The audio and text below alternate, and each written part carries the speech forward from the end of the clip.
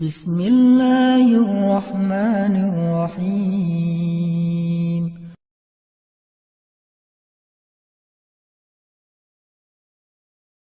قال الله تعالى في القرآن الكريم أعوذ بالله من الشيطان الرجيم بسم الله الرحمن الرحيم إن الذين يخشون ربهم بالغيب لهم مغفرة وأجر كبير وأسروا قولكم أو اجهروا به إنه عليم بذات الصدور وقال تعالى يا أيها الناس اعبدوا ربكم الذي خلقكم والذين من قبلكم لعلكم تتقون وقال تعالى كتب عليكم الصيام كما كتب على الذين من قبلكم لعلكم تتقون. Sadaqallahul Adzim. Yang saya hormati dan saya muliakan Bapak Profesor Sudarso Kadari Wiryono, kemudian tadi Bapak Muhammad Firzan Nazar Oman, kemudian masih banyak lagi guru-guru besar yang hadir di sini, para cendekiawan, kemudian para dosen, para ulama, dan juga ikhwah fillah, para kader-kader dakwah, dan semua teman-teman yang sedang menonton, memview, dan hadir dalam majelis online ini. Semoga Allah Subhanahu wa Ta'ala merahmati dan memberkahi hari kita semuanya.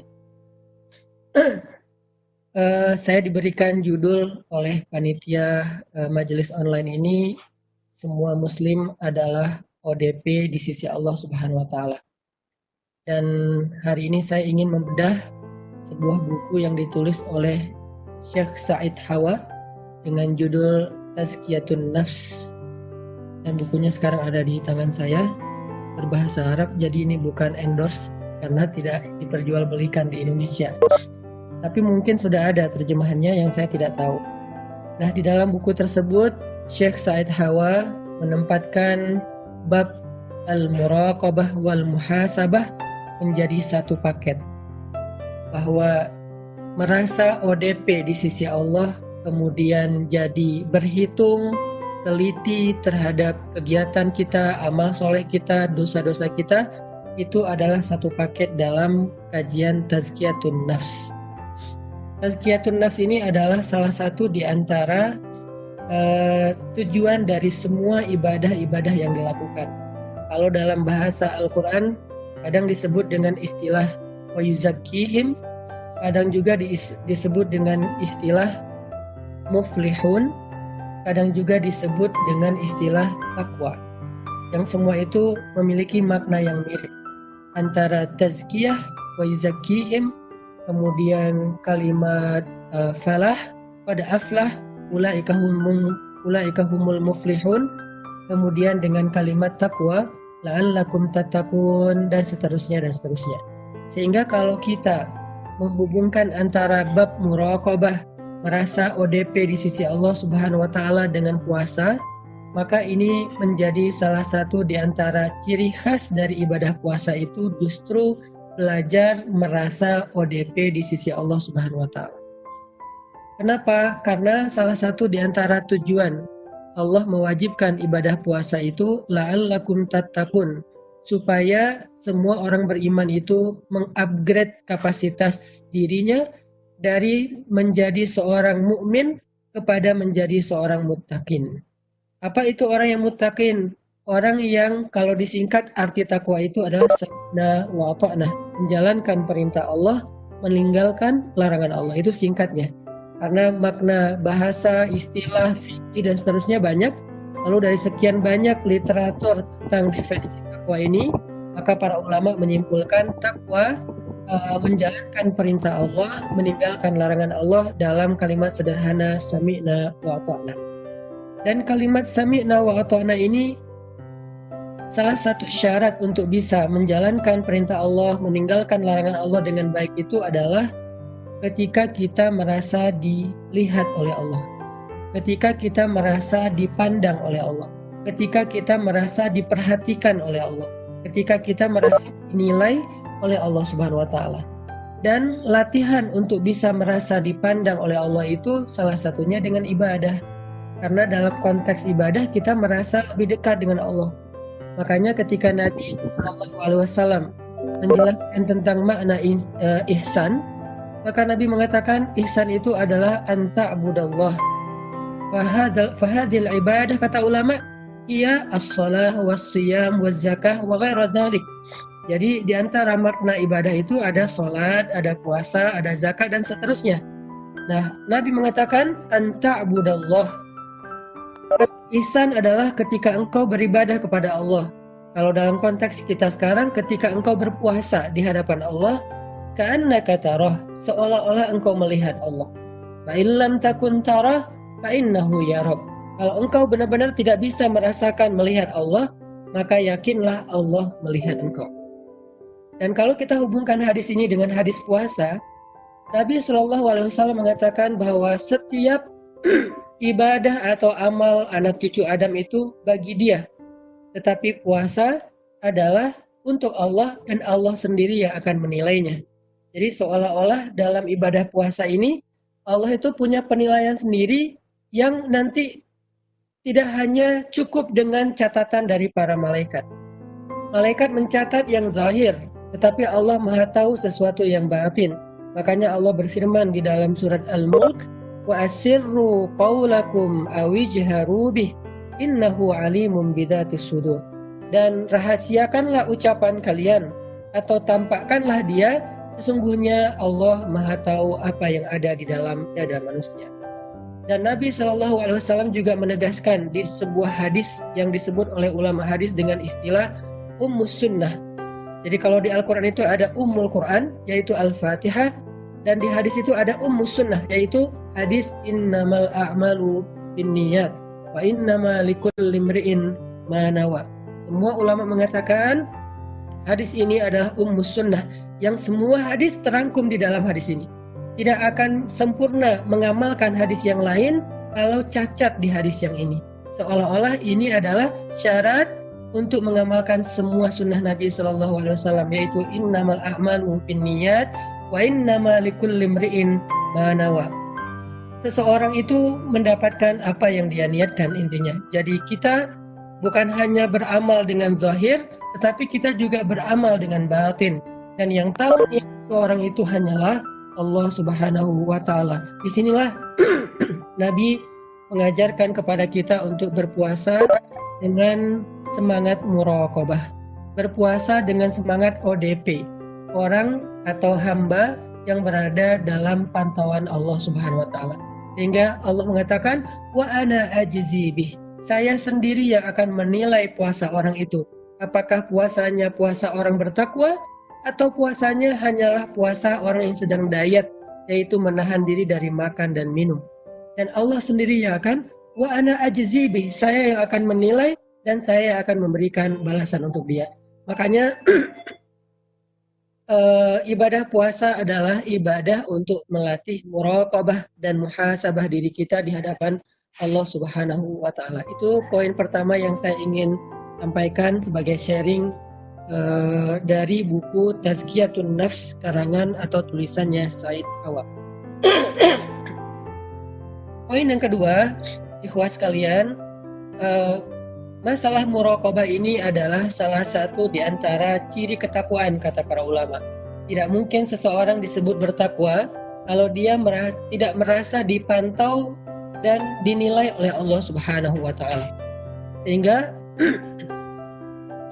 dalam sebuah kisah disebutkan ketika seorang ulama memiliki sekian banyak murid, ada murid yang senior, ada murid yang junior. Satu hari murid-murid yang senior ini semacam curhat kepada guru mereka, mengatakan, ya Syekh, kenapa Anda sangat mengistimewakan murid yang ini? Padahal dia murid yang baru.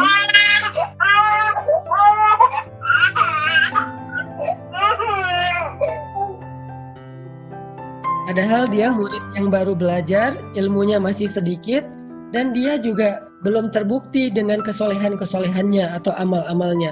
Kenapa engkau, wahai Syekh, sangat mengistimewakan murid ini yang masih muda, yang baru ini? Kemudian memanggil murid-muridnya yang senior, beberapa orang yang sudah banyak diajarkan ilmu. Kemudian Syekh ini memberikan masing-masing muridnya seekor burung. Diberikan satu orang satu burung. Lalu kata Syekh ini, sembelihlah burung ini di tempat yang tidak ada satupun yang bisa melihat kalian. Akhirnya murid-murid senior pergi membawa burung untuk disembelih di tempat yang gak ada yang lihat. Lalu Syekh ini juga memanggil murid yang paling junior tadi, diberikan seekor burung dengan pisaunya dan dikatakan dengan pesan yang sama, carilah satu tempat untuk menyembelih burung ini di mana engkau tidak dilihat oleh siapapun. Akhirnya mereka pun mencar, setelah beberapa lama mereka datang kembali kepada guru mereka. Masing-masing dari murid senior itu datang kepada gurunya dengan membawa burung yang sudah disembelih. Wahai Syekh, ini burung yang saya sudah sembelih dengan nama Allah sesuai dengan pesan dari Syekh. Masing-masing membawa burungnya sudah pada disembelih kecuali murid yang paling junior. Lalu Syekh ini bertanya di depan banyak orang, kenapa engkau belum menyembelih burung yang saya amanahkan? Kata murid ini, ya Syekh, Anda memberikan saya seekor burung untuk disembelih, tetapi Anda mengatakan carilah tempat untuk menyembelih burung ini di mana tidak ada satupun yang bisa melihat engkau. Saya tidak bisa menemukan tempat itu ya Syekh, karena kemanapun saya pergi, Allah Maha melihat dan memperhatikan apa yang saya lakukan. Kemudian Syekh ini tersenyum. Lalu murid-murid yang senior mengatakan, Barakallah fiqh ya Syekhna, kami sekarang mengerti kenapa engkau lebih mengistimewakan murid yang junior ini dibandingkan kami. Apa maksud dari kisah ini, kata Syekh Said Hawa? Maksudnya, inna akramakum indallahi atqakum. Orang yang paling mulia di antara kalian di mata Allah adalah yang paling bertakwa.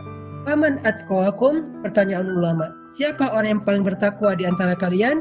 Adalah orang yang paling merasa selalu dipantau oleh Allah Subhanahu wa taala. Sehingga dia akan taat kepada Allah dalam sirrun wa alaniyah.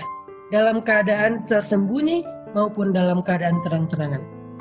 Itu makna dari takwa yang sebenarnya. Syaratnya muraqabah.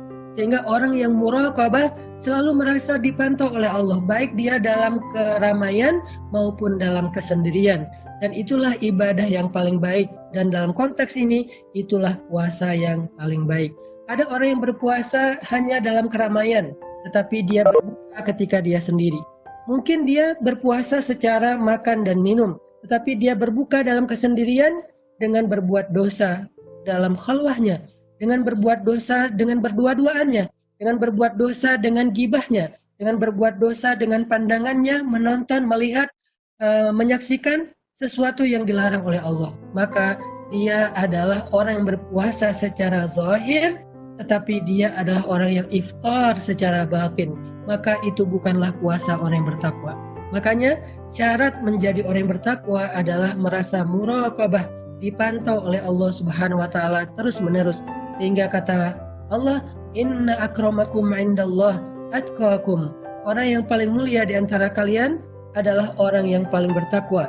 Dan orang yang paling bertakwa adalah orang yang taat kepada Allah dalam kondisi sirrun wa alaniyah. Dalam kondisi diam-diam atau dalam kondisi tersembunyi maupun dalam kondisi terang-terangan. Dalam sebuah hadis Nabi SAW bersabda, Man aslaha ma bainahu wa bainallah, aslahallahu ma bainahu wa bainan nas. Atau man aslaha sariratahu, aslahallahu alaniyatahu. Dua redaksi hadis yang bermakna sama. Siapa yang memperbaiki urusannya dengan Allah, Allah perbaiki urusan dia dengan manusia.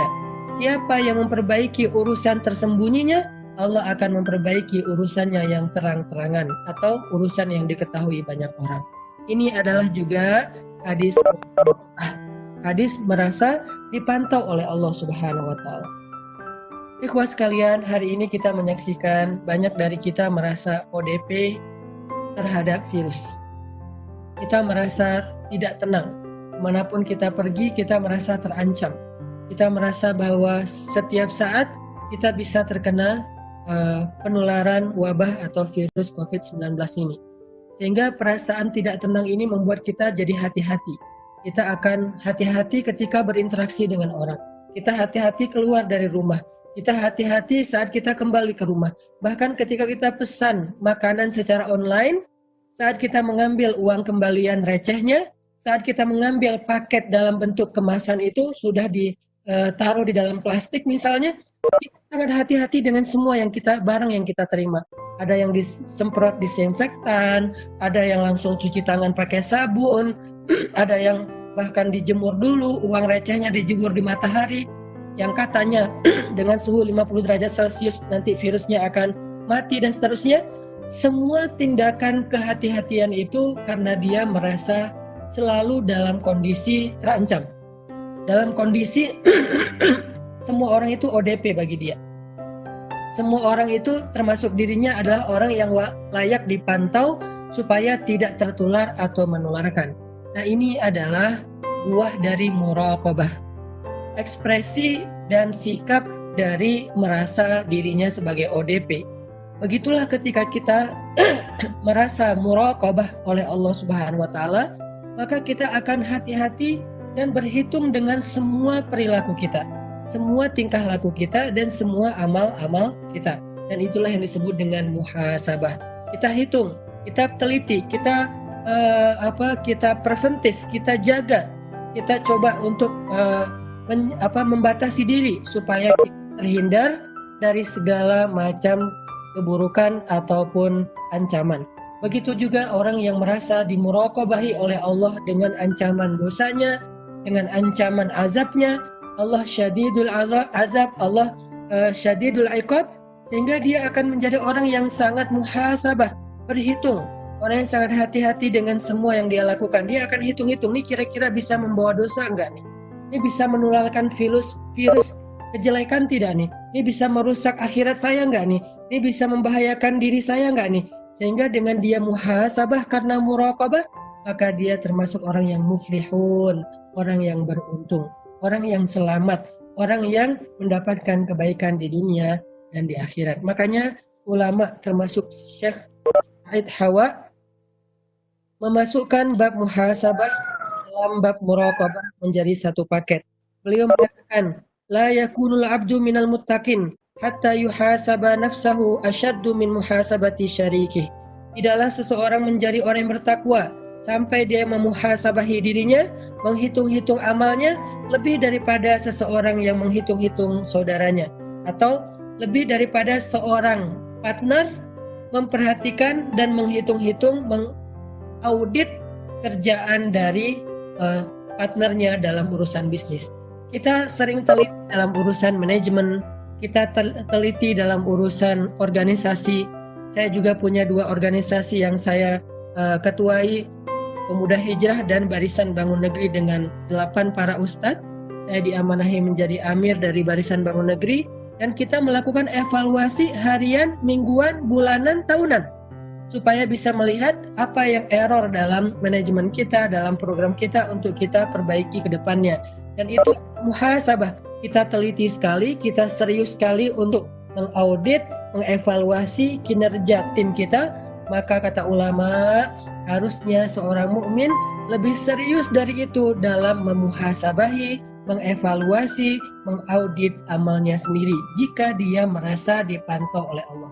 Sebagaimana sebuah lembaga keuangan yang berada di dalam pantauan OJK akan sangat teliti membuat laporan, membuat program supaya dia tidak keliru atau salah sehingga nanti menjadi kasus dalam laporan keuangannya kepada yang lebih tinggi, baik itu Bank Indonesia atau OJK atau lembaga keuangan negara dan seterusnya, sehingga akhirnya kita hati-hati dalam membuat program.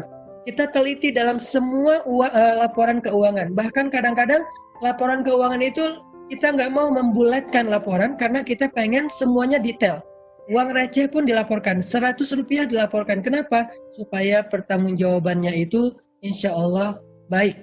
Sehingga dengan pertanggungjawaban yang baik, nanti kita akan mendapatkan semacam reward, akan mendapatkan piagam, akan menambah trust, sehingga itu akan memperbaiki organisasi dan program-program kita ke depan. Kalau dalam berorganisasi, bermanajemen kita begitu teliti dan hati-hati, kata ulama, harusnya dalam beramal solih kita lebih dari itu. Kenapa? May ya'mal mithqala dzarratin khairan yarah wa may ya'mal mithqala dzarratin syarran yarah. Apapun yang kita lakukan, walaupun mithqala dzarrah, dan Allah itu sangat teliti. Allah itu disebut dengan alimun basirun. Allah maha tahu, Allah maha melihat, dan Allah maha latifun, maha teliti. Sehingga kita akan memperhatikan semua amal kita walaupun sekecil zarrah, baik dan buruknya. Mudah-mudahan sedikit bedah dari satu bab dalam kitab Tazkiyatun Nafsi ini bisa menjadi booster buat kita semuanya